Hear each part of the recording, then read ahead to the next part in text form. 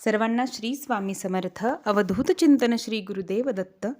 तर मी प्रत्येक व्हिडिओमध्ये सांगत असते की आपल्या घरात जर सतत वादविवाद होत असतील, आजारपण असेल किंवा कटकटी होत असतील, मुलं चिडचिड करत असतील, लहान मुलं दचकून उठत असतील झोपेतून, तर काळ भैरवाष्टक एकदा तरी म्हणावं, मुलांच्या डाव्या हाताच्या नाडीवर म्हणावं किंवा घरामध्ये उदबत्ती लावून उत्तरेकडे तोंड करून एका जागी मनोभावे काळभैरवनाथांना शरण जाऊन 11 वेळा काळभैरवाष्टक म्हणावं.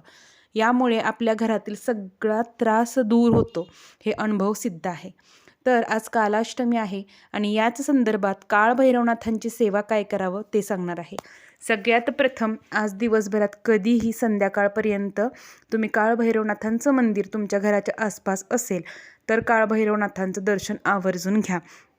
कारण अष्टमीचा जन्म हा काळभैरवनाथांचा आहे, त्यामुळे काळाष्टमीला अतिशय अनन्यसाधारण असं महत्त्व आहे. तर काय सेवा करायची आहे ते तर मी सांगणारच आहे आज. तर काळभैरवनाथांना सोमवारी किंवा अमावस्येला हार नारळ अर्पण करून आपली समस्या व संकटांबद्दल त्यांना माहिती म्हणजे प्रार्थना करायची व आपल्याला काय त्रास आहे, कशासाठी आपण भैरवांची सेवा करणार आहोत हे सांगायचं.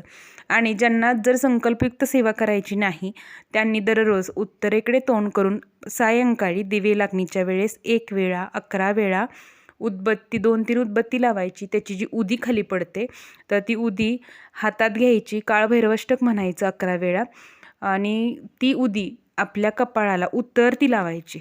काय करायचं, श्री काळभैरवनाथाय नमः असं म्हणून कपाळापासून उत्तरती खालच्या बाजूला लावायची. मुलं असो घरातील कोणत्याही व्यक्ती श्री काळभैरवनाथाय नमः अशी म्हणून उत्तरती खाली लावायची, म्हणजे कपाळ्याला, गळ्याला, खांद्यांना, त्यानंतर अशी उत्तरती म्हणजे पायाकडे खाली लावत न्यायची.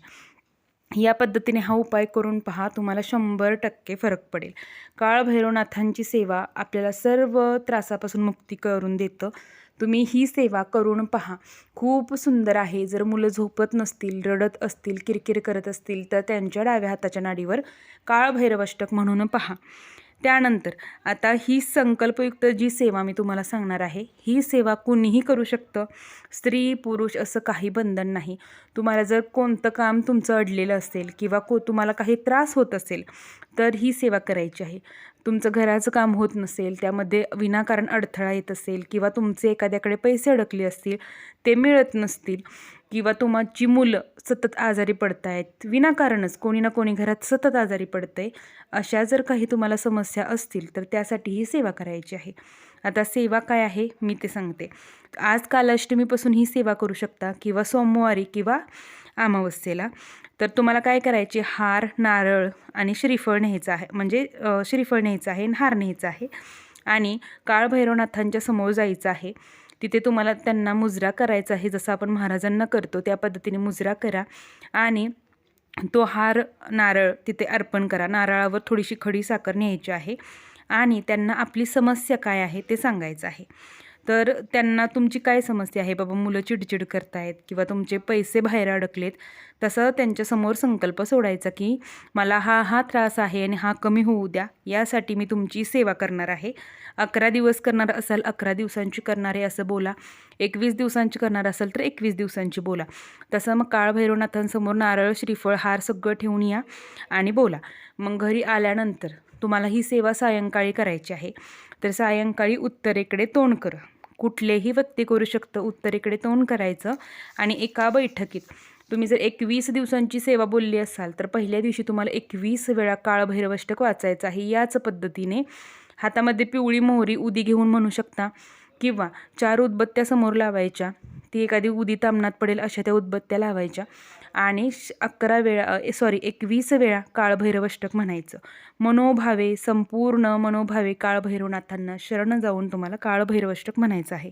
काळभैरवाष्टक म्हटल्यानंतर ती उदी आपल्या घरात संपूर्ण अशी विस्कटायची, आपल्या कपाळाला उत्तरती लावायची, घरातल्या प्रत्येक व्यक्तीला लावायची, टॉयलेट बाथरूम सोडून सगळीकडे फुंकायची. ही सेवा तुम्ही 21 दिवस बोलला असाल तर 21 दिवस सलग खंड न पाडता करायची. ही सेवा चालू असताना मांसाहार करायचा नाही. ही सेवा चालू असताना परान्न वर्ज्य आहे. तसेच शक्यतो अमावस्येचं कुणाच्याही घरी परान्न घेऊ नये, म्हणजे कुणाच्याच घरी अन्न घेऊ नये, अमावस्येला कुणाच्या घरी खाऊ नये. आणि त्यानंतर ही सेवा तुमची जेव्हा पूर्ण होईल आता तुम्ही 11 करणार आहात किंवा 108 पाठ करणार आहात, म्हणजे एका बैठकीत 108 वेळा काळभैरवाष्टक म्हणणे आणि श्रद्धापूर्वक तुम्हाला हे वाचन करायचं आहे. आणि काय करायचं, संकल्प सोडायचा पहिल्या दिवशी. तुम्ही आता सोमवारी करा, आज काळाष्टमी आहे, तर तुम्हाला संकल्प सोडायचा आहे किंवा रविवारीच जरी सुरुवात केली तरी चालेल. पण त्यापूर्वी सांगितल्याप्रमाणे हार श्रीफळ ठेवून या आणि घरी आल्यानंतर महाराजांसमोर संकल्प सोडा की मी या उद्देशाने काळभैरवनाथांची सेवा करत आहे आणि ती तुम्ही पूर्णत्वास न्यावी. या पद्धतीने बोलायचं. 11 वेळा, 21 वेळा, 51 किंवा 108 तुम्ही जसं बोलला असाल त्या पद्धतीने तुम्ही संकल्पित पाठ पूर्ण करायचे. आणि तुमचं जेव्हा काम पूर्ण होईल, ही सेवा सलग 11 दिवस 21 दिवस करायची, जसं तुम्ही बोलाल तसं. आणि जेव्हा तुमची मनोकामना पूर्ण होईल तेव्हा तुम्हाला काय करायचं आहे, पुन्हा एकदा काळभैरवनाथांच्या मंदिरात जायचं आहे. जाताना तुम्हाला काय करायचं की माझं हे कार्य पूर्तीच झालं, काळभैरवनाथांना मुजरा करायचा, पुन्हा श्रीफळ हार अर्पण करायचं, खडीसाखर ठेवायची. तसेच तुम्हाला काय करायचे, बाजरीची भाकरी, वांग्याचं भरीत, कांदा, लिंबू यासारखा संपूर्ण नैवेद्य करून न्यायचा. रविवारी एखाद्या जावा, सोमवारी जावा आणि असा संपूर्ण नैवेद्य भरून न्यायचा आणि तो नैवेद्य संपूर्ण तिथेच ठेवून यायचा. घरी त्यातलं काहीही आणायचं नाही. आणि तुम्हाला जर तिथे गेल्यानंतर पेढा असेल, खडीसाखर असेल किंवा कोणताही प्रसादासाठी खायला नैवेद्य येताना त्या दिवशी परत येताना जर काही प्रसाद दिला तर तो न खाता घरी यायचं आणि तो प्रसाद तिथेच पाण्यामध्ये विसर्जित करून या किंवा गाईला वगैरे टाकलात तरी चालेल, पण तो प्रसाद नैवेद्य आपल्याला घरी आणायचं नाही. त्यामुळे सर्वांनी जर आपली या सेवेनंतर कोणतीही इच्छा पूर्णत्वात जातेच, गेल्यानंतर तुम्हाला आभार म्हणून काळभैरवनाथांचे आभार मानायचे आहेत आणि त्यासाठी हार श्रीफळ न्यायचा, ते तिथं अर्पण करून घरी यायचं आणि तिथे मिळालेला प्रसाद खायचा नाही. मिळाला तर वाहत्या पाण्यात विसर्जित करायचा. एवढं लक्षात ठेवा. ही सेवा अतिशय सुंदर आहे, उच्च कोटीची आहे, जास्त वेळ नाही, खर्चिक नाही, पण अनुभव देणारी आहे. त्यामुळे सर्वांनी ही सेवा करून पहा. नित्यसेवेत रामरक्षा काळभैरवाष्टक हे वाचनात आलंच पाहिजे.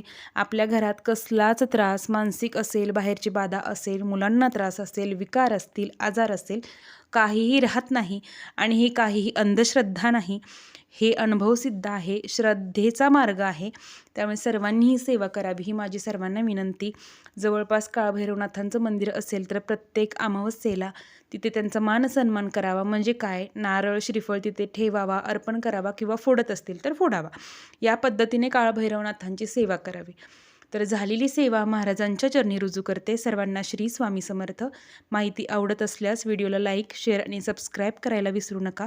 अशाच नवीन माहितीसाठी, सेवेसाठी आपल्या व्हिडिओला आवर्जून सबस्क्राईब करा आणि बेल आयकॉन प्रेस करा, म्हणजे येणारे प्रत्येक व्हिडिओ तुमच्यापर्यंत पोहोचतील. सर्वांना श्री स्वामी समर्थ.